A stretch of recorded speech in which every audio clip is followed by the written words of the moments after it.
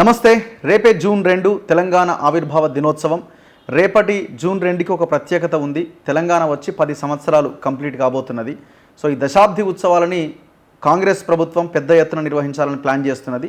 Election code ఉన్నప్పటికీ మేము అన్ని ఏర్పాట్లు పగడ్బందీగా చేస్తున్నామని చెప్తున్నారు.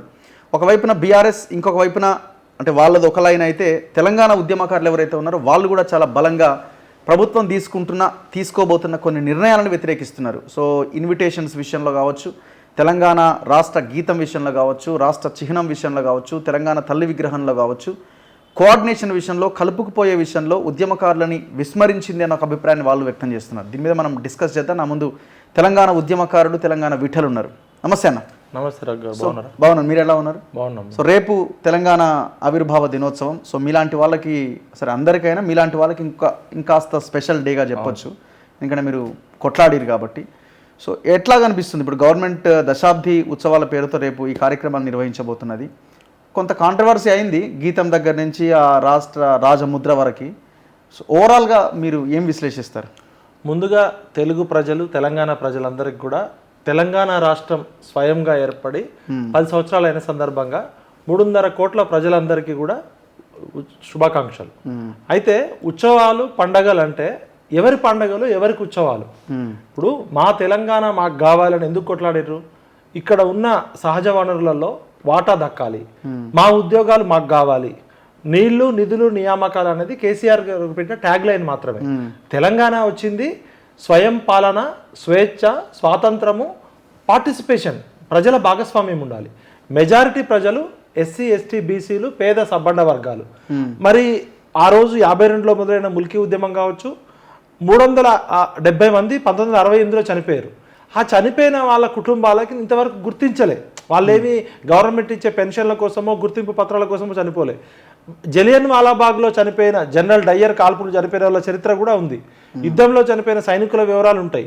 కానీ జస్ట్ ఒక 30-40 ఇయర్స్ బ్యాక్ చనిపోయిన వారి వివరాలు ఇంతవరకు ప్రభుత్వాల దగ్గర లేకపోవడం సిగ్గుచేటు అనుకుంటే, 2001 నుంచి 2014 వరకు ఉద్యమం జరిగి దాదాపు 1200 మంది ముక్కుపచ్చలారని విద్యార్థులు చనిపోయారు.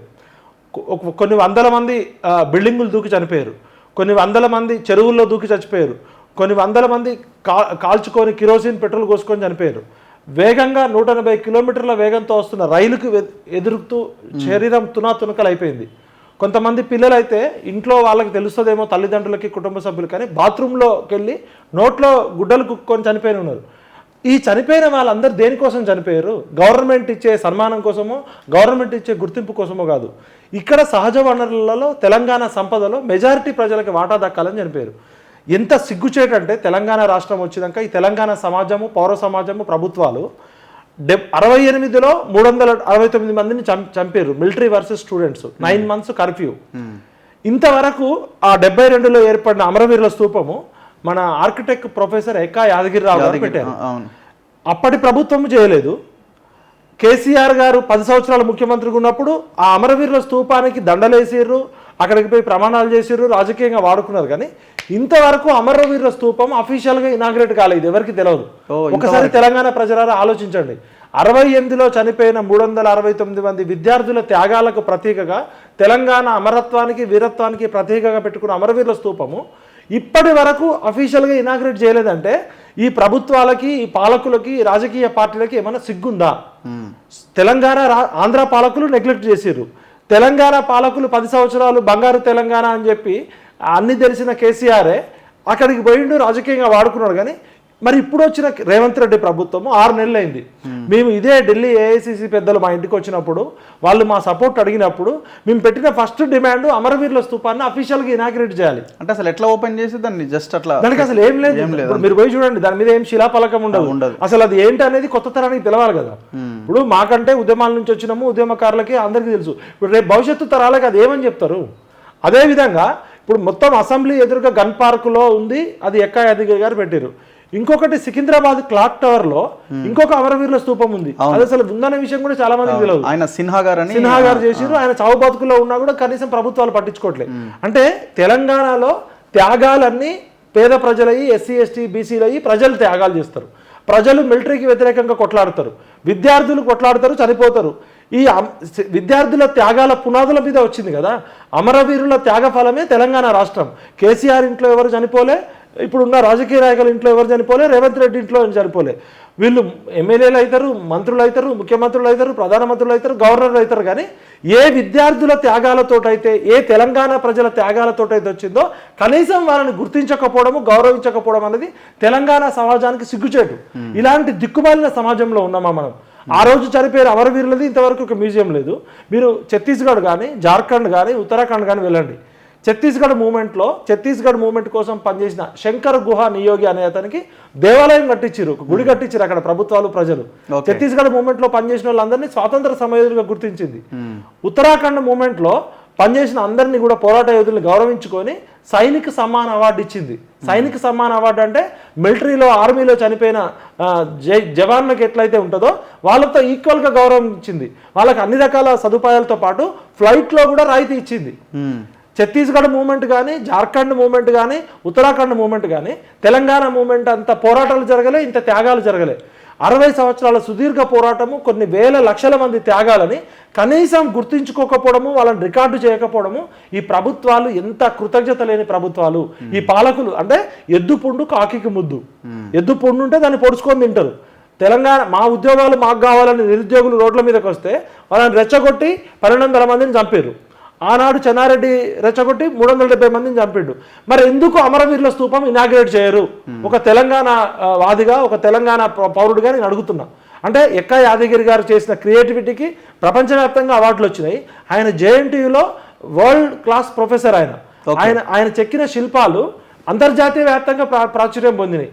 భారతదేశం పద్మశ్రీ ఇచ్చి గౌరవించుకుంది భారత ప్రభుత్వం. కానీ ఈ తెలంగాణ ప్రభుత్వం ఇప్పుడు గవర్నమెంట్ కూడా, ఇప్పుడున్న గవర్నమెంట్ కూడా ఆ స్తూపాన్ని రాజముద్రలో పెట్టాలి అనుకుంటున్నాను. అంటే ఓపెన్ కానీ ఇంకా బయటకి ఏమంటారు దాన్ని, స్తూపాన్ని దాన్ని రాజముద్రలో పెట్టాలి అన్న ఒక ప్లాన్ కూడా చేస్తున్నట్టున్నారు. ఒక లీక్ కూడా వచ్చినట్టుంది. అవునవును, ఫోటో కూడా లీక్ అయింది. అంటే ఇది ఎందుకు ఓపెన్ కాలేదన్నది కూడా క్లారిటీ లేదు ఎవరికి. అంటే అమరవీరుల స్తూపం దగ్గరికి వెళ్ళి ఓట్ల పండగప్పుడు ప్రమాణాలు చేస్తారు, సవాళ్ళు విసురుకుంటారు.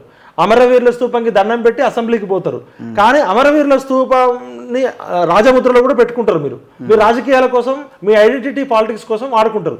కానీ అమరవీరుల స్తూపం నిర్మించిన ఎక్కా యాదగిరి గారిని పిలిచి ఆయనకి గౌరవం ఇయ్యరు. ఆ రోజు ఆయన సొంత డబ్బులతో అప్పట్లోనే 3-4 లక్షల రూపాయలు ఖర్చు పెట్టిండు.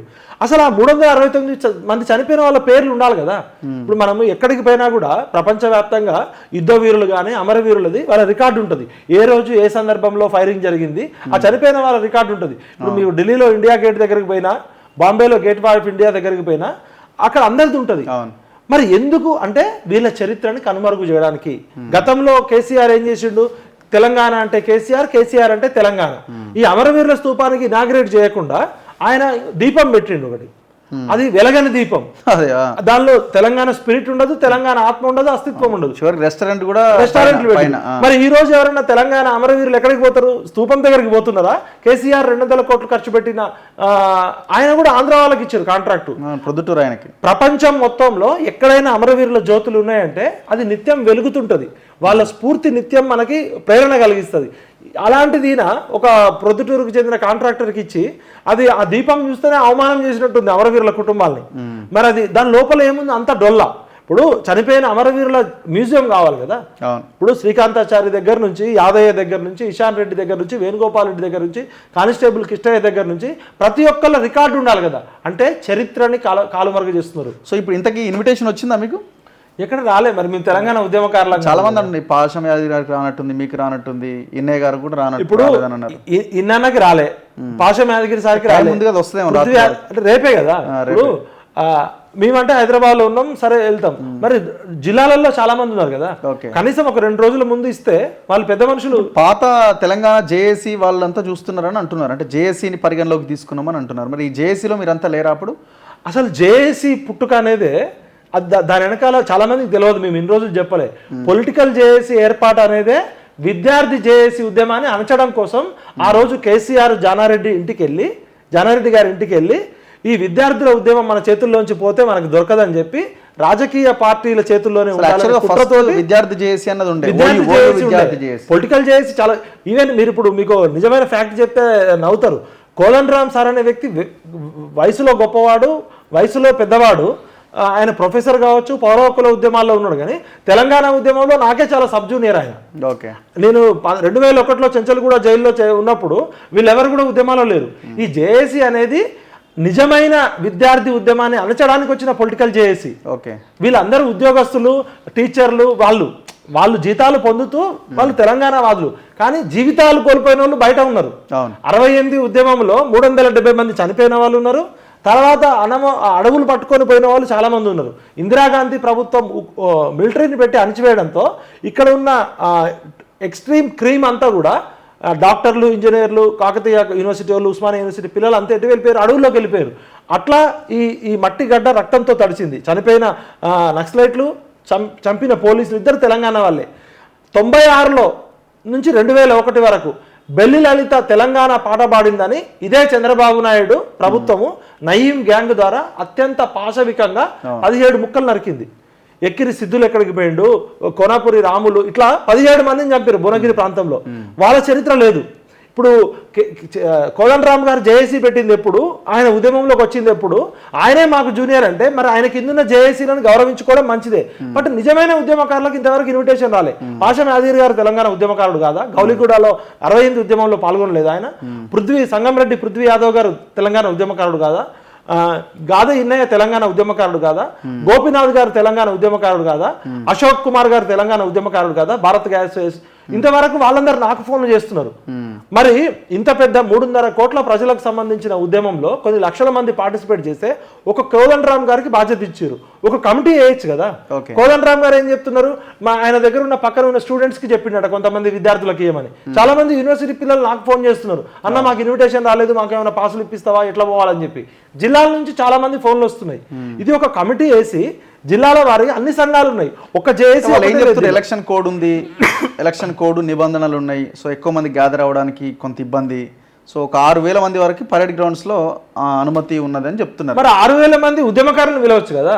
ఇప్పుడు ఉద్యమకారులు మేము, మా ఫాదర్ తరము 68 తరము, మా పెదనాన్న గారు కొలిశెట్టి రామదాస్ గారు మా బంధువు తెలంగాణ ఉద్యమం స్టార్ట్ చేసిండు. ఆయన ఇటీవల చనిపోతే కనీసం పలకరించిన వాళ్ళు లేరు. అటు గతంలో ఉన్న ప్రభుత్వం ఆయనను వాడుకుంది, ఇప్పుడున్న ప్రభుత్వం గొప్పగా చెప్పింది తప్ప అసలు తెలంగాణ ఉద్యమాన్ని స్టార్ట్ చేసిన తెలంగాణ ఉద్యమ ఆద్యుడు హైదరాబాద్ నడిబొడ్డును చనిపోతే కనీసం పలకరించిన వాళ్ళు. మరి ప్రభుత్వం పోయి ఒక ముఖ్యమంత్రి గారు వెళ్ళొచ్చు కదా. అంటే మన ఉద్యమ వీరులని, మన అమరవీరులని, మన పోరాట యోధులని రాజకీయంగా వాడుకుంటాం తప్ప వాళ్ళకి ఎటువంటి గుర్తింపు లేకుండా చేస్తున్నారు. ఇప్పుడు మాకు రేవంత్ రెడ్డి గారు పిలిచి గౌరవం ఇస్తేనే మా కోసం కాదు, అది ఎవరైనా ఉద్యమకారుడు వాళ్ళు ఇచ్చే 250 గజాల స్థలం కోసమో లేకపోతే వాళ్ళు ఇచ్చే పెన్షన్ కోసమో కాదు, గుర్తించుకోవడం, గౌరవించుకోవడం అనేది తెలంగాణ సమాజం యొక్క బేసిక్ బాధ్యత కదా. మరి ఈ రాజకీయ నాయకులు ఎందుకు ఇట్లా చేయరంటే వీళ్ళకి తెలంగాణ సోయి లేదు, తెలంగాణ అస్మిత లేదు, తెలంగాణ అస్తిత్వం లేదు. దయచేసి ప్రజలారా గమనించండి, చనిపోయిన వాళ్ళేమో ఉద్యమకారులు, అమరవీరుల కుటుంబాలు, రాజకీయ నాయకులు పదవులు అనుభవిస్తున్నారు. మరి ఎన్నాళ్ళు ఇలా త్యాగాలు చేయాలి? 52లో ముల్కీ ఉద్యమంలో నష్టపోయింది ప్రజలే, 68లో నష్టపోయింది విద్యార్థులే. ఆ రోజు చెన్నారెడ్డి గారు గవర్నర్ పదవి తీసుకున్నాడు, కాంగ్రెస్ నాయకులు మంత్రులు ముఖ్యమంత్రులు అయ్యారు. మరి 2001 నుంచి 2014 వరకు మమ్మల్ని అందరినీ రెచ్చగొట్టి జైల్లోకి పంపించిన కేసీఆర్ కుటుంబం లక్షల కోట్లకు వచ్చింది. ప్రపంచంలో ఇలాంటి ఉద్యమం ఎక్కడ ఉండదు. ఉద్యమం అంటే కోల్పోవడం, ఉద్యమం అంటే త్యాగం చేయడం. అలాంటిది 1,200 మంది తమ ప్రాణాలు సైతం ఇస్తే ఇక్కడ అసలు ఏం త్యాగం చేయకుండా, లాఠీ దెబ్బ తినకుండా, జైలుకి వెళ్లకుండా ఇక్కడ ఉన్న రాజకీయ నాయకులంతా బెనిఫిట్ పొందుతున్నారు. ఇప్పటికైనా ప్రభుత్వాలు మేలుకోవాలి. తెలంగాణలో నికార్సైన ఉద్యమకారులను గౌరవించుకోకపోతే అది పాలకులకే అవమానం. ఉద్యమకారులు ఎప్పుడు ఏది ఆశించరు. ఉద్యమకారులను గుర్తించుకోవడం, గౌరవించుకోవడం అనేది ఛత్తీస్గఢ్ ప్రభుత్వము, ఉత్తరాఖండ్ ప్రభుత్వము, మన ఉత్తరాఖండ్, ఛత్తీస్గఢ్, ఇంకోటి జార్ఖండ్, ఈ 3 ప్రభుత్వాలు చేసిన విధంగా చేయకపోతే మిమ్మల్ని మీరు అవమానించుకోవడమే. చాలా మంది 69 ఉద్యమకారుల కుటుంబాలు కనీసం మందులకు డబ్బులు లేక చావు బతుకుల్లో ఉన్నారు. మా దగ్గర లిస్ట్ ఉంది. ఇప్పుడు ఒక కోదండరామ్ సారే అందరినీ చేయలేడు కదా, ఒక కమిటీ వేయాలి కదా. మరి రేపు పొద్దున వీళ్ళందరికీ ఆహ్వానం రాకపోతే ప్రభుత్వం ఏం చేస్తుంది? కోదండరామ్ సార్ని బలి చేస్తుంది. ఇప్పుడు కోదండరామ్ సార్ బలిగా బకరా కాబోతున్నాడు. కోదండరామ్ సార్ భుజం మీద తుపాకీ పెట్టిండు. ఆయన ఒక్కడు ఎంతమంది నేను గుర్తిస్తాడు? ఆయన 68 ఉద్యమంలో లేడు, 1996 ఉద్యమంలో కోదండరామ్ లేడు, కేసీఆర్ లేడు. 2001 నుంచి జేఏసీ పెట్టేదాకా, విద్యావంతుల వేదిక దాకా వీళ్ళందరూ జూనియర్లు. ఇప్పుడు ఎంతో కొంత పోయిన గవర్నమెంట్ కంటే కూర్చోబెట్టి మాట్లాడి కొంత డిస్కషన్కి తావు ఉన్నది కదా అన్న ఒక చర్చ వస్తుంది. సో మీలాంటి వాళ్ళు క్వశ్చన్ చేసినప్పుడు ఈ రౌండ్ టేబుల్ పాషం గారు క్వశ్చన్ చేయడం, ఇవన్నింటి ద్వారా కొంతమంది నెగిటివ్గా కూడా మాట్లాడే వాళ్ళు ఉన్నారు. సో ఎందుకు వస్తున్నది ఇది? అంటే మీరు ఇంకా వెయిట్ చేయాల్సి ఉండేనా, లేకపోతే ఉన్న సిచ్యువేషన్ని ఎక్కువ ఎక్స్పెక్ట్ చేసి ఈ ప్రభుత్వాల నుంచి లేకపోతే ఈ నాయకుల నుంచి ఎక్కువ ఎక్స్పెక్ట్ చేసి ఆలోచిస్తున్నారా? ఇప్పుడు మీరు కరెక్ట్ ప్రశ్న అడిగారు. ఇది ఉద్యమం అనేది 52లో మొదలై 69లో చనిపోయి 2001లో ప్రారంభమైనప్పుడు కేసీఆర్ అనేటోడు ముఖం తెలియదు, ముక్కు తెలియదు. కోట్ల మంది తెలంగాణ ప్రజలు ఎందుకు కేసీఆర్ని గొప్ప నాయకుడు చేసినంటే తెలంగాణ ప్రజల ఆకాంక్షలు నివురుగప్పిన నిప్పులాగా ఉన్నాయి కాబట్టి తెలంగాణ అనేది ఒక మహామంత్రం లాగా మహోద్యమమైంది. మరి కేసీఆరే చాలా చేయాల్సి ఉండే, అన్ని తెలిసిన ఆయన ఆగం చేసిండు. మరి ఏం తెలవని వాళ్ళు మేము ప్రజాపాలన అందిస్తాం, దొరల పాలన పోవాలి, ప్రజల పాలన అన్నారు. మరి 6 నెలలు మీరు ఆగలేరా అంటున్నారు. మరి 6 నెలల్లో వాళ్ళు మహేందర్ రెడ్డి అనే డీజీపీని తీసుకొచ్చి పెట్టి వాళ్ళు ఆగలేరా? ప్రభుత్వానికి మహేందర్ రెడ్డికి ఆల్రెడీ ఆరోపణలు ఉన్నాయి. మహేందర్ రెడ్డి మీద ఆల్రెడీ ఫోన్ ట్యాపింగ్ కేసులో ఆయనకు మీద ఉన్నాయి. మమ్మల్ని అందరినీ ఉరికిచ్చి కొట్టినప్పుడు పోలీస్ బాస్ ఈయనే. మరి మహేందర్ రెడ్డి గారిని టీఎస్పీఎస్సీ చైర్మన్ చేయడానికి ఎందుకు అంత తొందరపడ్డారు మీరు? మరి కీరవాణితోటే పాట పాడించడానికి ఎందుకు తొందరపడ్డారు మీరు? ఇప్పుడు ఆల్రెడీ అందశ్రీ గారు పాడే పాట తెలంగాణ ప్రతి పల్లెలో, ప్రతి పాఠశాలలో, ప్రతి స్కూల్లో అందరు పాడుకుంటున్నారు. దానికి ఏం కొత్తగా మ్యూజిక్ అవసరం లేదు. మరి మీరెందుకు తొందరపడుతున్నారు? మీరు నామినేటెడ్ పోస్టులు అంతా మీరు ఎందుకు తొందరపడ్డారు? మేము విమర్శిస్తే 6 నెలలు లేదా ఆగలేదా అంటున్నారు. మీరు తెలంగాణ ఉద్యమంతో సంబంధం లేని వాళ్ళందరినీ క్యాబినెట్ లోకి ఎందుకు తీసుకొచ్చుకున్నారు? దానం నాగేందర్కి ఎందుకు ఎంపీ టికెట్ ఇచ్చారు? రంజిత్ రెడ్డికి ఎందుకు ఎంపీ టికెట్ ఇచ్చారు? కేశవరావుకి ఎందుకు పిలుచుకున్నారు? మహేందర్ రెడ్డికి ఎందుకు పిలుచుకున్నారు? అంటే మీరు చేస్తేనేమో తప్పు కాదు, మేమేమైనా ప్రశ్నిస్తే తప్ప. మేము మిమ్మల్ని ఎందుకు కూర్చోబెట్టాం? కేసీఆర్ అనేటోడు ఒక నియంత పాలన చేసిండు, తెలంగాణ అస్తిత్వాన్ని చంపేసిండు. ఉద్యమకారులకి న్యాయం చేస్తామని మీరు మా ఇళ్ల చుట్టూ తిరిగి 3 నెలలు మేము ప్రచారం చేస్తే మీరు అధికారంలోకి వచ్చారు. మీరు కాంగ్రెస్ పార్టీ నాయకుల్ని ముఖాలు చూసి ఎవడో ఓటేయలే. మీరు అరవీర భయంకరమైన నీతిపరులని. కేసీఆర్ అనే దుర్మార్గుడు తెలంగాణని ఫైనాన్షియల్ గ్యాంగ్ రేప్ చేసిండు, తెలంగాణ తల్లి అడ్రస్ లేకుండా చేసిండు, తెలంగాణ అనే పేరు తీసేసి భారత రాష్ట్ర సమితి అని పెట్టుకున్నాడు. తెలంగాణ అవసరం లేదు, దేశ్కి నేత జనతాకి జనార్దన్ అని దేశమంతా ఊరేగడానికి పోతుండు. 600 కార్లు వేసుకొని నాగపూర్ పోయిండు, విమానాలు వేసుకొని ఉత్తరప్రదేశ్ పోయిండు. కేసీఆర్ తెలంగాణను చంపేస్తున్నాడు, తెలంగాణ తల్లిని చంపేసి ఫామ్ హౌస్ లో బతుకుండంగా బొందబెట్టిండానే మీరు మా దగ్గరికి వస్తే మీకు సపోర్ట్ చేసినాం. మరి మీరు ఈ 6 నెలల్లో తెలంగాణ ఎందుకు ప్రయారిటీ లేదు? చనిపోయిన అమరవీరుల కుటుంబాలు మా దగ్గర అడ్రస్లు ఉన్నాయి, వివరాలు ఉన్నాయి. మరి మీరు ఎందుకు ఈ 6 నెలల కాలంలో కనీసం 6 అమరవీరుల కుటుంబాలకు ఎందుకు న్యాయం చేయలేకపోయారు? ఒక్కసారన్నా ఉద్యమకారులను పిలిచిర్రా? కేసులు ఎత్తేసిర్రా? మా మీద ఇప్పుడు ఇన్ని కేసులు ఉన్నాయి కదా, కేసులు ఎందుకు ఎత్తేయలే మీరు? అది జస్ట్ 6 నిమిషాల పని. ముఖ్యమంత్రి గారు డీజీపీకి చెప్తే డీజీపీ గారు ఫోన్ చేస్తే ప్రతి జిల్లా ఎస్పీ జిల్లాలో ఉన్న కేసులన్నీ తెప్పిస్తే 24 గంటల్లో కేసులన్నీ ఎత్తేయచ్చు. మీరు కేసులు ఎత్తేయడానికి 6 నెలల సమయం సరిపోదు, ఉద్యమకారులను గుర్తించి మాట్లాడడానికి 6 నెలల సమయం సరిపోదు. మీకోసం పనిచేసిన పౌర సమాజం రామచంద్రమూర్తి దగ్గర నుంచి జస్టిస్ సుదర్శన్ రెడ్డి గారి దగ్గర నుంచి, పాషం యాదగిరి దగ్గర నుంచి, గాదే ఇన్నయ్య దగ్గర నుంచి, మన గోపీనాథ్ గారి దగ్గర నుంచి పృథ్వీ యాదవ్ వరకు అట్లా 100 మంది ఇళ్ళకి నేను తీసుకుపోయినా ఏఐసిసి పెద్దల్ని. మరి వాళ్ళందరినీ పిలిచి కనీసం థ్యాంక్స్ చెప్పడానికి కూడా మీకు సమయం లేదా? ఇదే దీపాదాస్ మున్షి గారు, ఇదే అజయ్ కుమార్ గారు మా చుట్టూ తిరిగి తెలంగాణ పౌర సమాజం పెట్టిన డిమాండ్లను అంగీకరించారు. ఒక కోదండరామరెడ్డి ఒక్కడే కనపడుతున్నాడా మీకు? కోదండరామరెడ్డి ఏం కోల్పోయాడు ఉద్యమంలో? కోల్పోయిన వాళ్ళు ఉద్యమకారులు. ఆయన వ్యక్తికి గౌరవం ఇస్తాం, ఆయన వయసుకు గౌరవం ఇస్తాం, మా ప్రొఫెసర్. ఆయన ఒక్కడే కాదు కదా, మరి అందరిని ఎందుకు పక్కకు పెడుతున్నారు? ఎస్సీ ఎస్టీ బీసీలు కనపడరా? అంటే కోదండరామరెడ్డి రెడ్డి కాబట్టి మీరు అచ్చిరెడ్డి పిచ్చిరెడ్డి లచ్చిరెడ్డి లాగా ఒక కోదండరామరెడ్డిని పిలిస్తే సరిపోయిందా? ఆయనే మా అందరికన్నా జూనియర్, ఆయన ఏం కోల్పోలేదు అని ఆయన అంటే ఇప్పుడు ఆ కోదండరామరెడ్డిని మా ముందు కూర్చోబెట్టండి ఒకసారి. ఇప్పుడు ఉద్యమంలో నా ముందు, పృథ్వీ ముందు, పాషం యాదగిరి ముందు కూర్చోబెట్టండి. ఆయనే నన్ను ఢిల్లీలో జేఏసీకి నన్ను ఇన్ఛార్జ్ ఉండమని రిక్వెస్ట్ చేసిండు. కోదండరామ్ గారి వ్యక్తిగా మేము గౌరవిస్తాం, కానీ మేమందరం బతికే ఉన్నాం కదా. కోదండరామ్ సార్ 2.5 లక్షల ఉద్యోగం తీసుకున్నాడు, పెన్షన్ తీసుకుంటుండు, మనం బతుకున్నాం. చనిపోయిన వాళ్ళ గురించి పట్టించుకోండిరా అంటే ఒకడు ఇచ్చింది తెలంగాణ మేమంటాడు, ఒకడు తెచ్చింది మేమంటాడు. అదేమన్నా ఢిల్లీలో సోనియా గాంధీ మార్కెట్లో కొనుక్కొని తీసుకొచ్చిందా తెలంగాణని? ఇచ్చింది అంటున్నారు. లేకపోతే కేసీఆర్ ఫామ్ హౌస్ లో పండే బెండకాయన ఇచ్చింది దానికి. 1200 మంది పిల్లలు కనకరం మండే మంటల్లో తమ జీవితాలను కోల్పోతే విద్యార్థుల త్యాగాలతోటి వచ్చిన తెలంగాణలో కనీసం ఈ త్యాగమూర్తులను గుర్తుంచుకోకపోతే మీరు ఒక పాలకుల, మీరు ఒక రాజకీయ నాయకుల సిగ్గు శరం ఉందా? మీరు తినే అన్నం రక్తపు కూడరా నాయన? మీరు ఇలా ఎమ్మెల్యేలు, మంత్రులు, ముఖ్యమంత్రులు అయి మీరు కూర్చున్న కుర్చీ ఈ 1200 మంది అమరవీరుల ఆత్మల త్యాగాలతుంటాయి. మీకు ఖచ్చితంగా వాళ్ళ ఉసురు తగులుతుంది. ప్రపంచంలో ఎక్కడా లేదండి ఇంత విచిత్రము. చనిపోయిన పిల్లల్ని గుర్తించారా? కనీసం ఉద్యమకారులు అడుక్కోవాలి బొచ్చబట్టుకొని, మీరు మేము ఉద్యమం చేసినా మాకు 250 గజాల స్థలం ఇవ్వండి. ఈ కేసీఆర్ అనేటోడికి, రేవంత్ రెడ్డి అనేటోడికి భిక్ష పెట్టింది మేము ఉద్యమకారులు. విద్యార్థులు చచ్చిపోతే వాళ్ళు ముఖ్యమంత్రులు లేరు. ఈ బిచ్చగాళ్ళు మా దగ్గర కడుక్కొని ఓట్లు వచ్చి మా ఇళ్ళ చుట్టూ తిరిగిన బిచ్చగాళ్ళు ఇప్పుడు మాకేదో బిచ్చం వేస్తారట. ఉద్యమకారులు ఎవడు ఆత్మగౌరవం కోసం ఉంటారు, మీరు ఇచ్చే పెన్షన్ కోసమో మీరు కప్పే శాల్వా కోసమో ఇవ్వలేడు.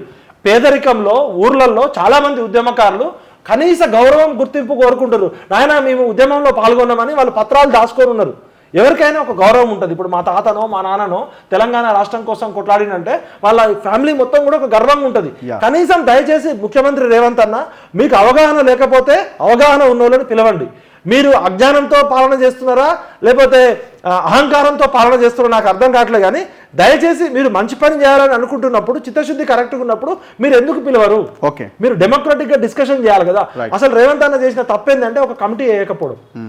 మరి ఆయనకు అడ్వైజర్స్ ఎవరున్నారో, వాళ్ళ అడ్వైజర్సా బడ్వైజర్సా నాకైతే అర్థం కావట్లేదు. మరి తెలంగాణ ఉద్యమంతో సంబంధం లేని వాళ్ళు, తెలంగాణ సమాజంతో సంబంధం లేని వాళ్ళు ఉంటే మరి తప్పు రేవంత్ అన్నదా అడ్వైజర్సా తెలవాలి. కానీ ఖచ్చితంగా రేవంత్ అన్న చరిత్రలో నిలిచిపోతాడు. తెలంగాణ ఆత్మగౌరవానికి ప్రతీక అయిన జయ జయ హే తెలంగాణ జననీ జయకేతనం అని చెప్పిన తెలంగాణ 3.5 కోట్ల ప్రజల గొంతుకగా ఆత్మగౌరవానికి అస్మితకి ప్రతీక అయిన అందశ్రీ పాట, అందశ్రీ ఒక్కడిది కాదు, అది మా అందరి పాట. ఈ తెలంగాణ మట్టిలోంచి వచ్చిన పాటకి ఎవడో కిరాయి వాణి ఎందుకు, కీరవాణి ఎందుకు? కీరవాణి గారు అంటే మాకు గౌరవం, ఆయనతో ఇంకా మ్యూజిక్ పాట పెట్టించండి, ఇంకేదైనా పెట్టించండి. మా పాట పాడుకోవడానికి మా గొంతులు లేవా? ఇవాళ తెలంగాణ అంటే కళలకు కానాచి, ఆట మాట పాట ధూమ్ధామ్. ఇక్కడ పల్లె పాటల్లోంచి ఇక్కడ పాట పుట్టింది. ఇవాళ ఇంకా ఆంధ్రాలో ఇంకా కళాకారులు తక్కువ. తెలంగాణలో ప్రతి ఊర్లో ఇట్లా గ్రామీణ ప్రాంతంలో పోయే ఎల్లనన్ను మల్లన్నను పిలిచినా కూడా పాట పాడతారు. మాకేం సినిమా సొగసులు అక్కర్లే. సినిమా అనేది ఒక ఎంటర్టైన్మెంట్, మా జీవితాలకు ఎంటర్టైన్మెంట్ కాదు. చనిపోయిన మా అమరవీరులను గౌరవించుకోవడానికి మా గొంతు ఎందుకు ఉండద్దు? మా తెలంగాణలో వందే మాత్రం శ్రీనివాస్ లేడా? మా తెలంగాణలో బల్లేపల్లి మోహన్ లేడా? మా తెలంగాణలో కళాకారులు లేరా? అంటే కనీసం మా పాట మమ్మల్ని కూడా పాడుకోనియరా? మేము కీరవాణి గారిని దీనిలోకి ఇన్వాల్వ్ చేయడమే తప్పు. మరి ఒకవేళ రేవంత్ రెడ్డి గారికి తెలిసి జరిగిందా తెలియక జరిగిందా కానీ చరిత్రలో మాత్రం ఇది ఎప్పటికీ మచ్చ ఉంటుంది. ఇప్పుడు ఈ కళాతోరణము అండ్ చార్మినార్ తీసేయడం కూడా తప్పు పడుతున్నారా? వాళ్ళేమో అమరవీరుల స్తూపం పక్కాగా ఉండాలని వాళ్ళు అనుకుంటున్నట్టున్నారు. సరే, దానికి ఒక కమిటీ చేస్తాం, అసెంబ్లీలో డిస్కస్ చేస్తాం, ఆ తర్వాత డెసిషన్ అని మళ్ళీ కొంత వెనక్కి తగ్గినట్టున్నారు. సో మీ అభిప్రాయం ఏంటి? ఇప్పుడు రాజముద్ర అనేది భారతదేశం మొత్తానికి ఒకటి ఉంటుంది, ఇండియన్ గవర్నమెంట్ ఆఫ్ ఇండియా అనేది. ఇండియా అనేది యూనియన్ ఆఫ్ స్టేట్స్ రాజ్యాంగం ప్రకారం. ప్రతి రాష్ట్రానికి కూడా ఒక శాసనం చేసుకునే అసెంబ్లీలో ఉంటుంది కాబట్టి దానికి కూడా ఒక రాజముద్ర అవసరం. ఆంధ్రప్రదేశ్కి ఒక రాజముద్ర ఉండే. తెలంగాణ రాష్ట్రం ఏర్పడినాక కేసీఆర్ గారు చాలా మందితో డిస్కస్ చేసి కాకతీయ శిలాతోరణం అనేది అది రాచరికానికి సింబల్ కాదు. కాకతీయ శిలాతోరణం అనేది రామప్ప దేవాలయము, గొలుసుకట్టు చెరువులు, మంచి పాలన. కాకతీయులు ఒక కులానికి చెందిన వాళ్ళు కాదు. కాకతీయులు ఎవరి కెపాసిటీ ఉంటే వాళ్ళని పిలిచి పాలన ఇచ్చారు. ప్రతాపరుద్రుడు కానీ, గణపతి దేవుడు కానీ, రాణి రుద్రమదేవి కానీ, వీళ్ళందరి గురించి పుస్తకాల్లో గొప్పగా చదువుకున్నాం. ఇలా కాకతీయ యూనివర్సిటీ ఉంది, కాకతీయ మెడికల్ కాలేజ్ ఉంది, కాకతీయ ట్రైన్ ఉంది, కాకతీయ శిలాతోరణం ఉంది. మరి అది నిజంగా రాచరికానికి దుర్మార్గానికి ప్రతీక అయితే ఇలా కాకతీయుల గురించి గొప్పగా చెప్పుకుంటాం కదా. ఇప్పుడు కేసీఆర్కి నచ్చిందనో రేవంత్ రెడ్డికి నచ్చలేదనో ఈ మారకూడదు. కాకతీయ కళాతోరణం ఆ రామప్ప గుడి కానీ, 1000 స్తంభాల గుడి కానీ అంతర్జాతీయ స్థాయిలో ఉన్నాయి.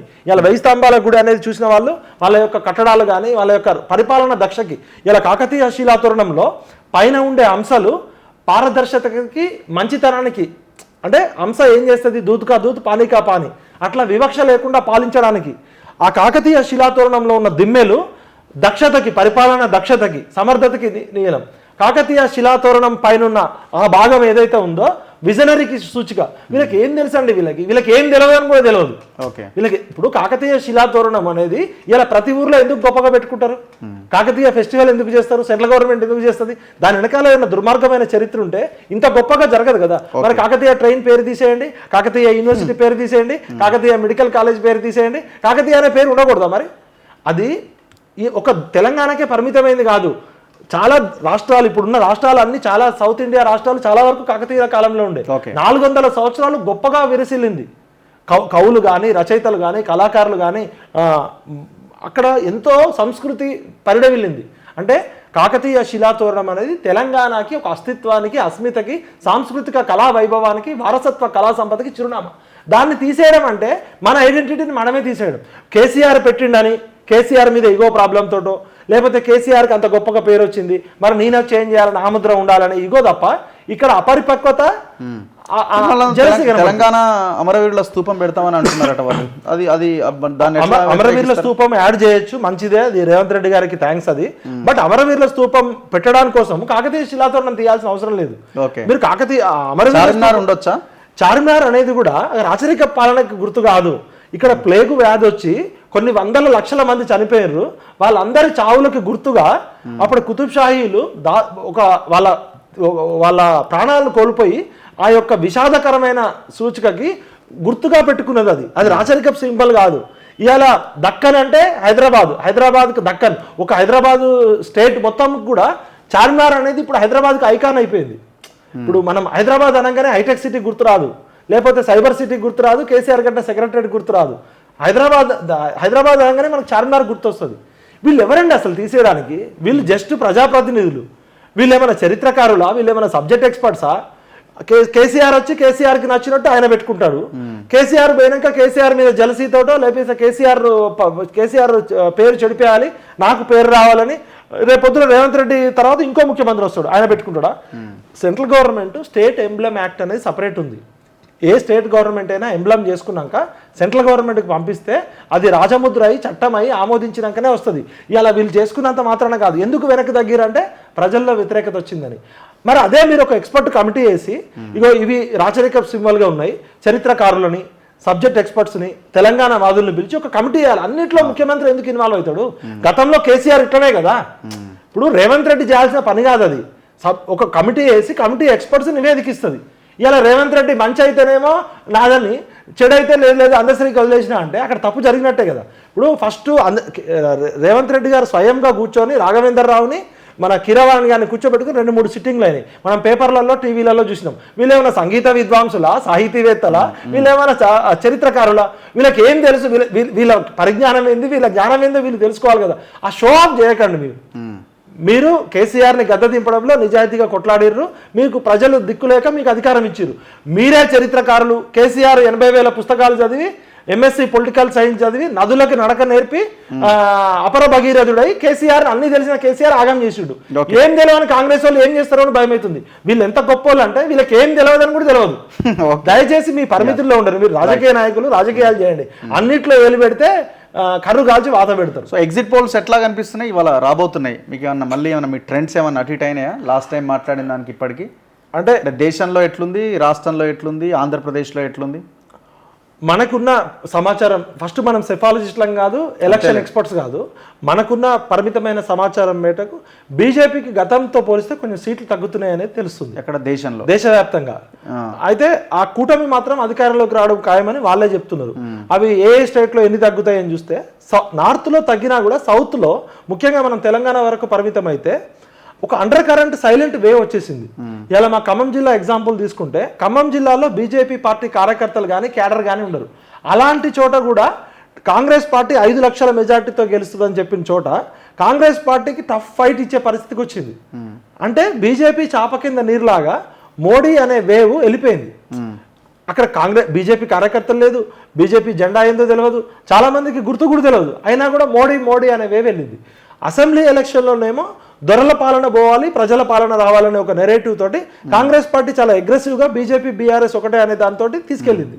అప్పుడు ప్రజలంతా కూడా కాంగ్రెస్ వైపు వచ్చారు. కానీ 6 నెలల కాలంలోనే తెలంగాణ ప్రజలు ఎందుకో మరి రేవంత్ రెడ్డి గారు 6 నెలల పాలనలో ఎక్కడ దిశ తప్పిందో, ఎక్కడ గమనం తప్పిందో కానీ మెల్లగా కూడా బీజేపీ వైపు టర్న్ అయిపోయింది. సో ఓవరాల్గా కంట్రీలో బీజేపీ అధికారంలోకి వస్తుంది కానీ మెజారిటీ తగ్గుతుంది. అంటే subject to correction, I'm not a election psephologist. అదే, బట్ మనకు జర్నలిస్ట్ సర్కిల్లో కానీ, పొలిటికల్ సర్కిల్లో, ఈవెన్ బీజేపీ సర్కిల్లో కూడా జరుగుతున్న డిస్కషన్. ఓకే. కానీ అధికారంలోకి రావడం ఖాయం అనేది చెప్తున్నారు బీజేపీ. సో స్టేట్లో 17లో స్టేట్ 17 సీట్లలో ఎంఐఎం 1 సీటు తీసేస్తే ఉన్న 16లో దాదాపు బీజేపీ గతంలో 4 ఉండే. 4 సీట్లలో ఆదిలాబాద్ గెలుస్తుంది, నిజామాబాద్ గెలుస్తుంది, కరీంనగర్ గెలుస్తుంది, సికింద్రాబాద్ ఒక్కటి కొంచెం 50-50 అని చెప్తున్నారు. కిషన్ రెడ్డి గారి మీదనే బీజేపీ క్యాడర్ కొంచెం అసంతృప్తిగా ఉండడం ఒకటి, ముస్లిం ఓట్లు మైనారిటీ ఓట్లు గుండుగుత్తాగా కాంగ్రెస్కి పడడంతో కొంచెం టఫ్ అని చెప్తున్నారు. అక్కడ పద్మారావు గౌడ్ ఎన్ని ఓట్లు చీల్చున్నారు అనే దాన్ని బట్టి అక్కడ బీజేపీ గెలుస్తుందా కాంగ్రెస్ గెలిస్తే పెడితే మల్కాజ్గిరి చేవెళ్ళ రెండు అదనంగా వస్తున్నాయి. అదేవిధంగా భువనగిరి, జహీరాబాద్, మహబూబ్ నగర్ ఈ మూడు కూడా 50-50 ఛాన్స్ ఉన్నాయి. మహబూబ్ నగర్ లో డికేఆర్ నగర్ గెలుస్తుంది అనే వాదన బలంగా వినపడుతుంది. అదేవిధంగా భువనగిరిలో బీసీ వాదం పనిచేసి కాంగ్రెస్ పార్టీ ఎన్ని డబ్బులు పంచినా కూడా బీసీ వాదం పనిచేస్తే మాత్రం భువనగిరిలో కూడా కాంగ్రెస్ పార్టీ ఊహించినంత ఈజీగా లేదు. అక్కడ మన చాలా టఫ్ ఆయన బుర్ర నరసయ్య గారు గెలిచినా కూడా ఆశ్చర్యం లేదు. జహీరాబాద్ లో కూడా బీజేపీ పుంజుకుంది.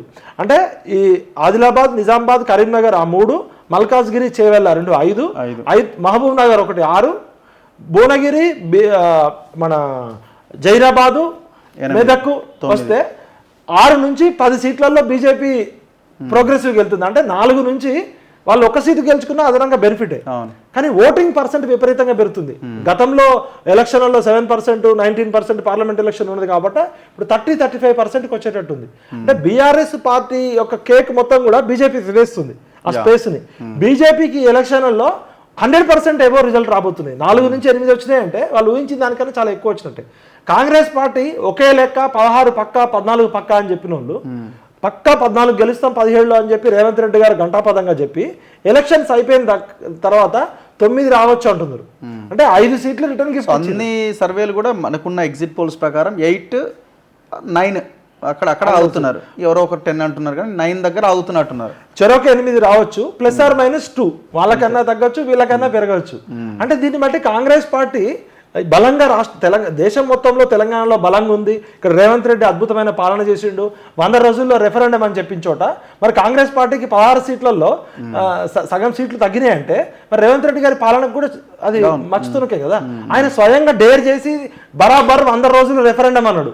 మరి రెఫరెండం అంటే 1 సీటు తగ్గినా కూడా పోయినట్టే. ఇప్పుడు కాంగ్రెస్ పార్టీ 65 సీట్లు గెలిచిందంటే 9 నుంచి 10 సీట్లు మినిమం రావాలి వాళ్ళకి.